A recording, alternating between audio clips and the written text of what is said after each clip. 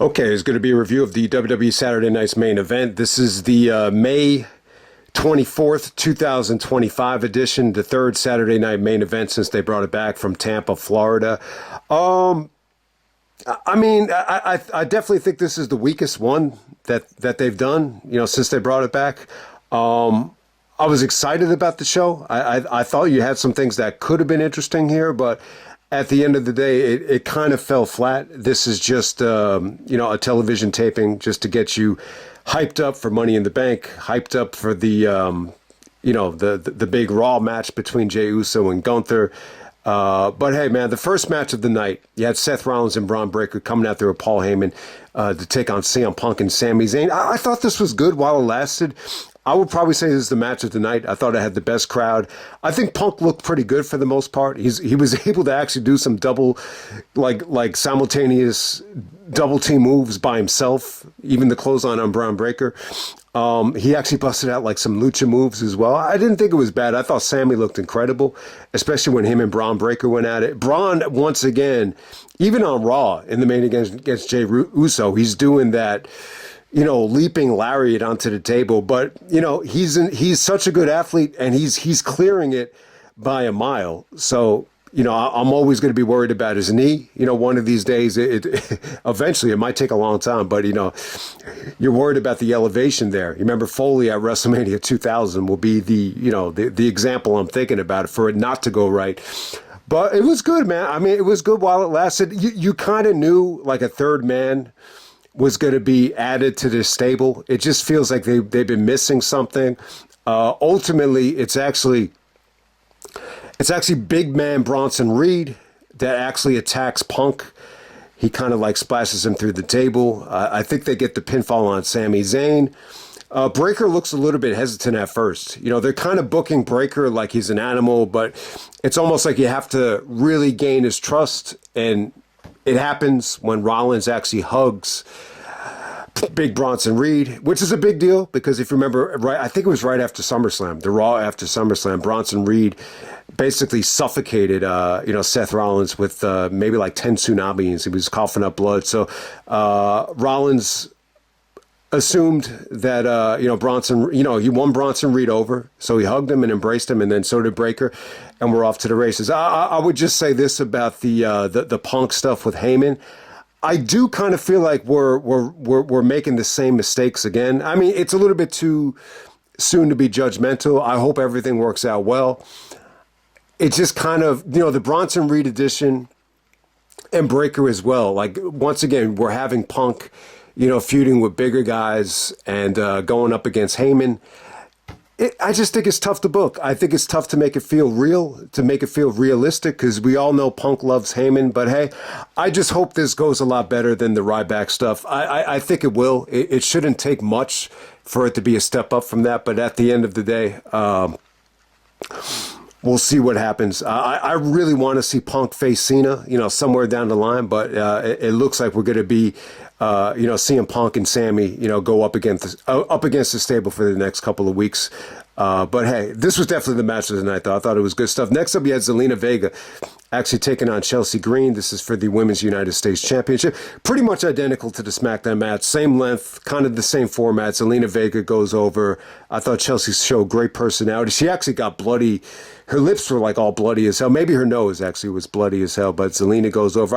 I think both girls look good. They both looked, in great shape. I thought the ring attires looked, eye-catching. So there it is. Next up, we had John Cena going up against R-Truth. The elephant in the room, R-Truth. Shades of Triple H from Survivor Series right there. But yeah, I mean, I think R-Truth's comeback has been really, really good. It's been a little bit of comedy relief. The match was kind of disappointing to me. I would have preferred it if the championship was on the line. I thought the championship was supposed to be on the line, but it looks like it was just a singles match, not for the title.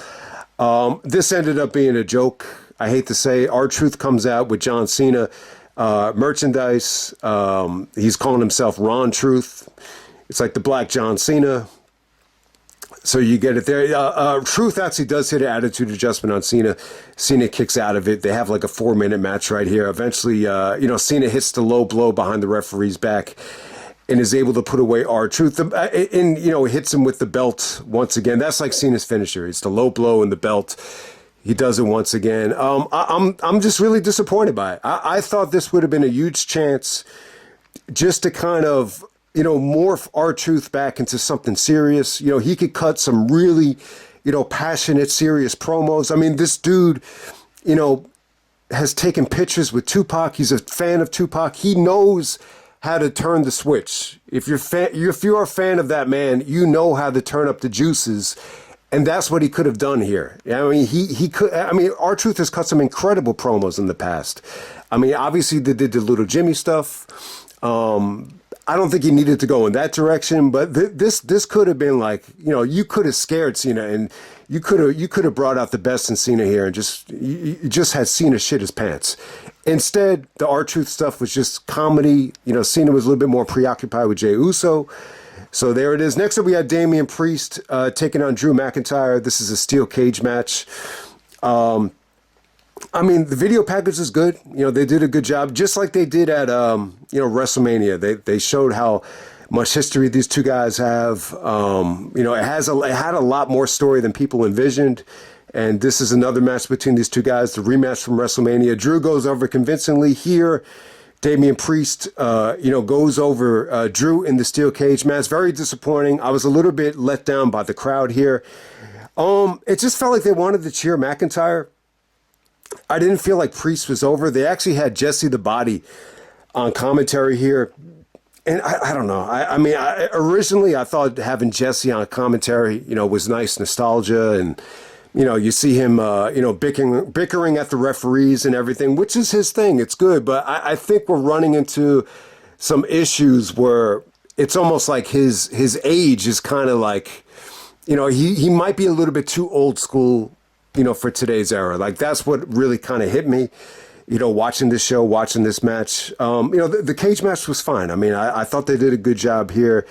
I would just say this. I just don't know if the fans ever really, got behind Priest in this babyface run yet. This is just another example where I just feel like he still really hasn't gotten over yet. They kind of booed him on the finish too, and Jesse was really just like, that was cheap.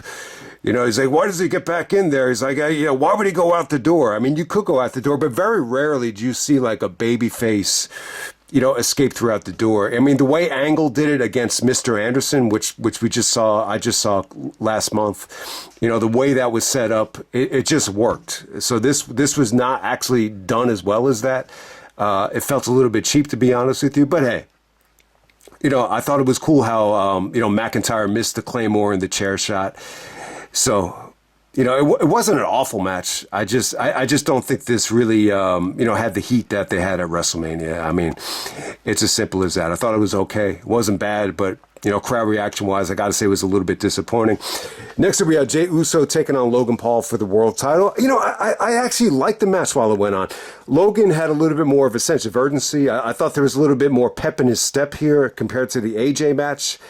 I don't know what the problem was. I mean, look, we said it again. A lot of people said this about the Jeff Jarrett AJ match from Hard Justice. Like, if you can't have a good match with AJ, then you're the problem. I think you could say that still about AJ Styles. It's like, if you can't have a good match with AJ, then you need to look at yourself in the mirror and step your game up. And I think that's what Logan did here. But at the same time, I think AJ's definitely struggled, at WrestleMania for whatever the reason. I just think it's a tough time to, have great matches in front of that many people. But at the same time, I think Logan was good here. They didn't have that long of a match. I mean, it was pretty good, while this lasted. So they did a situation with Jey Uso and Cena backstage where Cena is basically cutting a promo where, oh my God, who Cena reminded me when he was talking to Jey Uso? He reminded, I mean, people are going to hate this. He reminded me of fucking Kevin Spacey. I'm like, why is he trying to act like Kevin Spacey? And I could be totally wrong about this. I don't know if that's what Cena was going for. I'm just saying that's how it came off to me. I always thought Kevin Spacey was a tremendous actor. But when you see what he's become, you say to yourself, no wonder. The guy's a scumbag. The guy's a pervert. The guy's I always thought he was like incredible in Seven because I didn't even know that was him until the end of the movie. But hey, that comment aged like milk when I praised him on in the that 7 scene. But that's who Cena kind of reminded me of in that promo, and then he attacks Jey Uso. And the match does a really, really good job, I thought, of setting up the tag match. Cody coming out with a breath of fresh air. I mean, I think, the company has missed Cody big time. I think him just coming out to the ring, he looked like $1 million.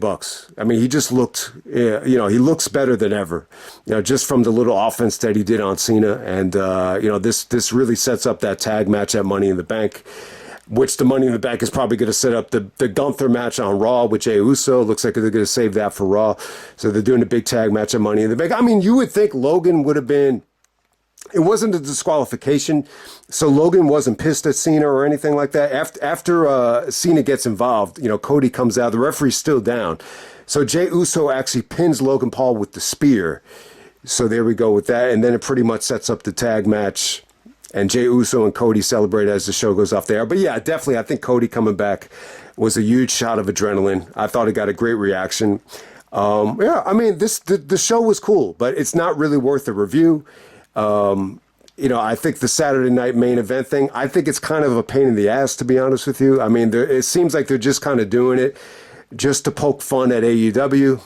That's what it kind of feels like. When you have a show like Double or Nothing that's going to be, monumentally long, I'm in favor of just focusing all the energy into AEW on the AEW weekends. So I know the show isn't going to be for everybody. It definitely wasn't worth reviewing, but I was curious to see, the R-Truth thing more than anything. I thought that would have been cool. I think Logan looked good, though. Like, I thought he looked awesome, while it lasted. It just, the match just felt a little bit incomplete. But there we go. That's pretty much it. That's Saturday night main event, and I'm out.